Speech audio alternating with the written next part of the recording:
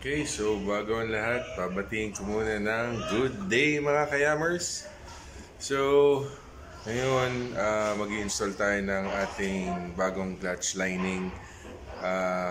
Dumating na yung package natin. So, please check it out.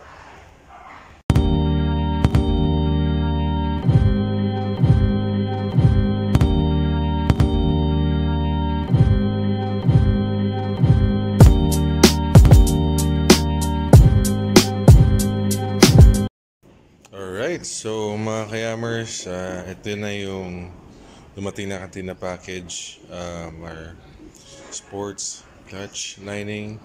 So it's a Koso clutch lining. So ito yung nasa loob, no? So yung clutch lining assembly mismo. Alright.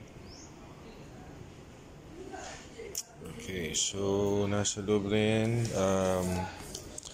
instruction on how you can install yung clutch lining.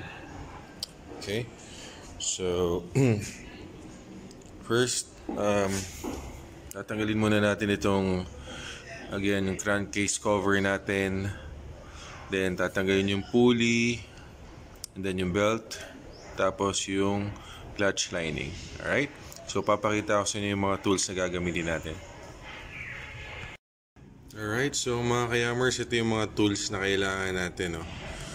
Kailangan natin ng 17mm na socket wrench and a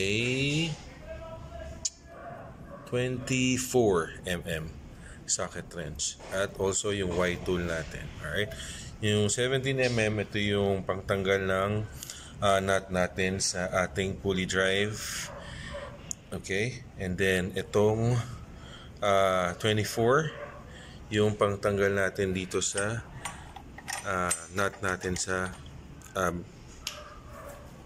clutch bell natin. Alright, so let's go mga kayamers, let's do it. Alright, so mga kayamers, natanggal na natin yung ating torque drive sa likod with the clutch lining assembly. Okay, so nangyari yan, so tatanggalin nyo muna yung pulley dito para at least maluwangan tong belt, and then afterwards tatanggalin nyo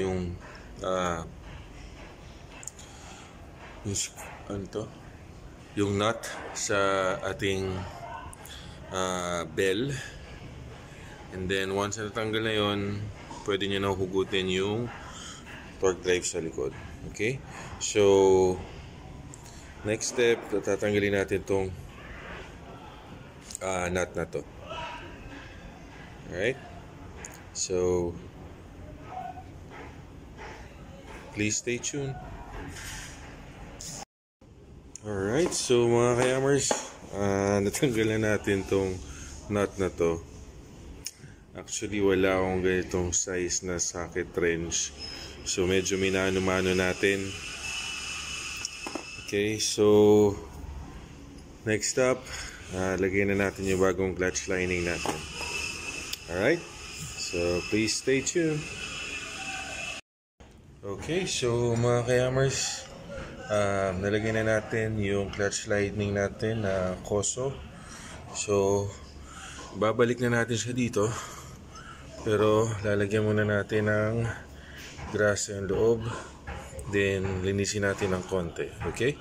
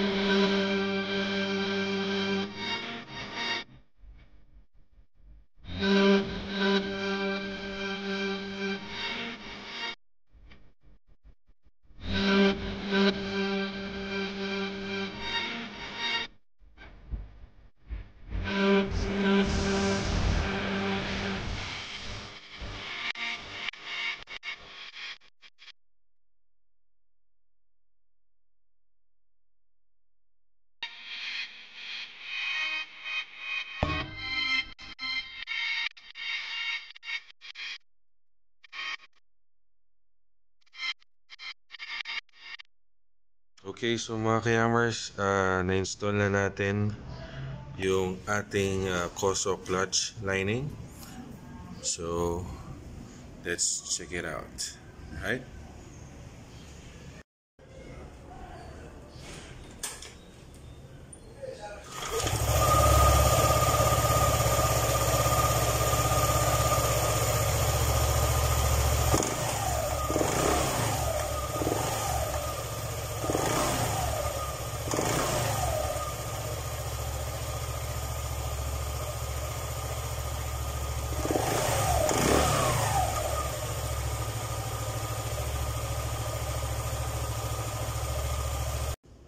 Alright, so mga kayamers, tapos na natin install yung ating Koso clutch lining. I hope you have learned something today. So, please don't forget to like, share, and subscribe. Thank you mga kayamers, and peace out.